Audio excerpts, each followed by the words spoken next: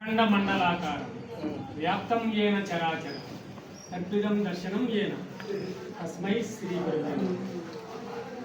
చాలా సంతోషం. ఇక్కడ అమ్మగారి యొక్క గృహప్రవేశ సందర్భంగా మమ్మల్ని కూడా ఆహ్వానించడం, మేము రావడం, ఇక్కడికి వచ్చిన అనంతరం ఇప్పుడు మాకు అత్యంత ప్రియులు, మాకు అత్యంత సన్నిహితులైనటువంటి శ్రీ కృష్ణకిషోర్ గారి యొక్క దర్శనం మాకు లభించడం. అంటే తిరుపతి నుంచి ఎవరొచ్చో మేము దర్శనం అని అంటాము. తిరుపతిలో తెలుసు ఎట్లా దర్శనమిస్తాడు, ఈయన కూడా మాకు ఇట్లాగే దర్శనం ఇచ్చారు. ఆయన కూడా ఏదైనా పని మీద మేము తిరుపతి వెళితే వారి గృహంలోనే ఉండడం, అలాగే స్వామివారి పవిత్రమైనటువంటి దర్శనాన్ని మాకు అనుగ్రహింపచేయడం చేస్తూ ఉంటారు మహానుభావులు. నిజంగా శ్రీ కోటిలింగ మహాశైవ క్షేత్ర పీఠాధిపతులు పరమ పూజ్య శ్రీ శ్రీ శ్రీ సంస్థానం వారు మీకు తెలిసే ఉంటారు. వారి వద్ద నేను 10 సంవత్సరాలు వానప్రస్థం చేశాను. 10 సంవత్సరాలు వానప్రస్థం చేసిన అనంతరం మేము 7 సంవత్సరాల క్రితం సన్యాసాశ్రమాన్ని మేము స్వీకరించాం.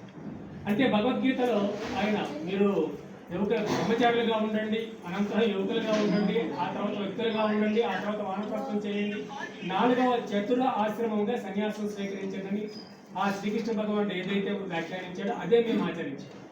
చివరి ఆశ్రమంగా తురి ఆశ్రమంగా సన్యాసాశ్రమాన్ని మేము స్వీకరించాం. సరే, ఇదంతా వ్యక్తిగతమైనటువంటి విషయం అనుకోండి. ఈ యొక్క కార్యక్రమం ఇప్పుడు స్వామీజీ వారు చాలా అద్భుతంగా మాట్లాడారు. వారు చెప్పినటువంటి, వారు పలికినటువంటి పలుకులలో ప్రతి అక్షరము కూడా మనకు సువర్ణాక్షర లిఖితమే. ఇంత అద్భుతంగా వారు వ్యాఖ్యానించారు. అంతటి వారు అంత గొప్పగా వ్యాఖ్యానించారంటే ఆ వ్యాఖ్యల వెనకాల ఉన్నటువంటి ఆవేదనను మనం పట్టుకోవాలి. ఏదో మాట్లాడేశారు కదా అని వదిలేయకండి. ఆ పలుకుల వెనకాల ఉన్నటువంటి ఆ ఆవేదనను మనం గమనించాలి. చివరికి ఒక మాట అన్నారు, ప్రపంచ దేశాల్లో చాలా దేశాలు ఇప్పుడు చక్కగా కేంద్రవిత్వాన్ని అనుసరిస్తున్నాయి. అది ముమ్మాటికి నిజం.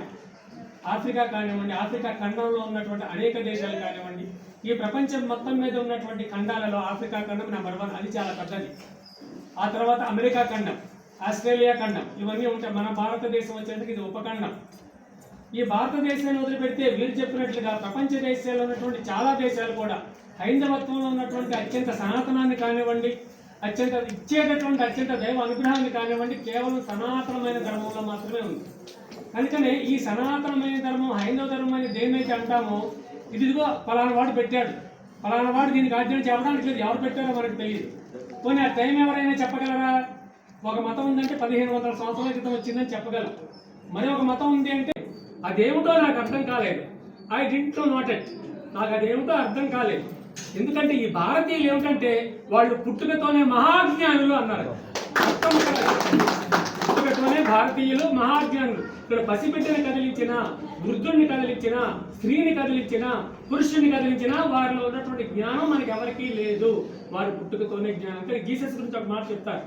శిష్యులందరూ కలిసి, మీరు సిలువ అయిపోయిన తర్వాత మేము అనేక దేశాలు వెళ్తాము, మన ధర్మాన్ని ప్రచారం చేస్తాము, మన క్రిస్టియానిటీని ప్రచారం చేస్తాము, మీరు ఆ బ్లెస్ చేయండి అన్నారు. అంటే జీసస్ ఏమన్నాడో తెలుసా? అప్పుడు తప్పకుండా బ్లెస్ చేస్తా, కానీ మీరు ఒక పని చేయండి, ఈ ప్రపంచంలో ఉన్న ప్రతి దేశం వెళ్ళి నా గురించి ప్రచారం చేయండి, నా క్రిస్టియానిటీ గురించి ప్రచారం చేయండి, కానీ పొరపాట్లు కూడా భారతదేశం వెళ్ళి భారతదేశంలో ఏ మాట చెప్పొద్దు. కారణం ఏంటంటే ప్రపంచంలో తెలియని విషయం అంటే భారతీయులకు లేదు. భారతీయులకు పుట్టుకతో జ్ఞానులు. కనుక 2 సంవత్సరాలు ఉన్నాడు, ఇక్కడ పెట్టిన భోజనం తిన్నాడు. మరి ఎక్కువ విషయాలు రాయాలి, ఒక్క మాట రాశాడు భారతీయుల గురించి. అదేమిటి అంటే అదేమిటో నాకు అర్థం కాలేదు. I didn't note it. నాకు అదేమిటో అర్థం కాలేదు. ఎందుకంటే ఈ భారతీయులు ఏమిటంటే వాళ్ళు పుట్టుకతోనే మహాజ్ఞానులు అన్నారు.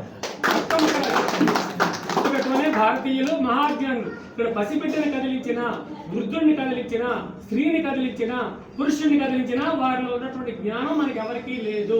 వారు పుట్టుకతోనే జ్ఞానం. అంటే జీసస్ గురించి ఒక మాట చెప్తారు.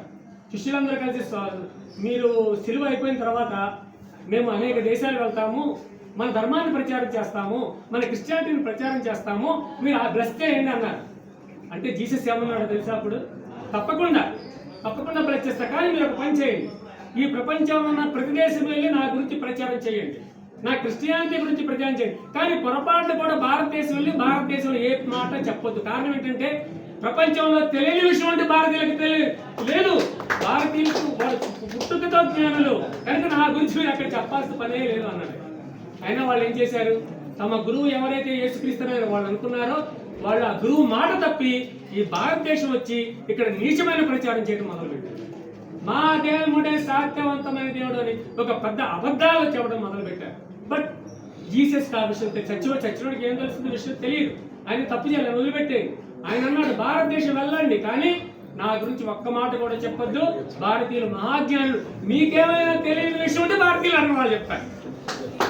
మీరే విషయం వాళ్ళకి చెప్పొద్దని చెప్పిన వాళ్ళు గురువు మాట తప్పి, తమ గురువు యొక్క మాట తప్పి ఇక్కడికి వచ్చి దిక్కుమాలిన ప్రచారాలు చేయడం మొదలుపెట్టారు. బలహీనులు అంటే భోజనం కూడా చేయడానికి బలహీనులు పట్టుకుని, అయ్యో మిమ్మల్ని సరిగ్గా చూడడం లేదు, మీరు మాతో రండి, మా దగ్గర మేము బ్రహ్మాండంగా చూస్తాం, అది లేనిపోయిన మాటలు చెప్పి అది కూడా వాళ్ళని చూడరండి. ఆ విధంగా వాళ్ళ వ్యవహారం వాళ్ళు సాగుతూనే ఉన్నారు. అయితే మనమేమి చేయాలి అంటే ఒక ముఖ్యమైన విషయం ఇక్కడ మీకు చెప్పదలిచారు. ఎదుటివారి వద్దకు మనం వెళ్ళగలగాలి అంటే, ఎదుటివారిని మన నుంచి వెళ్ళిపోయిన వారిని తిరిగి మనం తెచ్చుకోవాలి అంటే, మనం తిట్టడం కాదు, తిట్టి పోస్టులు పెట్టేసి వీడియోల మీద వీడియోలు పెట్టేస్తే ఎవరు రారండి. నీ గొప్పతనం నువ్వు చెప్పు, నీ సనాతన ధర్మపు గొప్పతనం చెప్పు, నీ సనాతన ధర్మం ఎట్లా ఉందో చెప్పు, అట్లా ప్రచారం చేయి. ఇప్పుడు అమెరికాలో ఎవరు ప్రచారం చేశారండి? ఇట్లాంటి వీడియోలు పెట్టిన ప్రచారం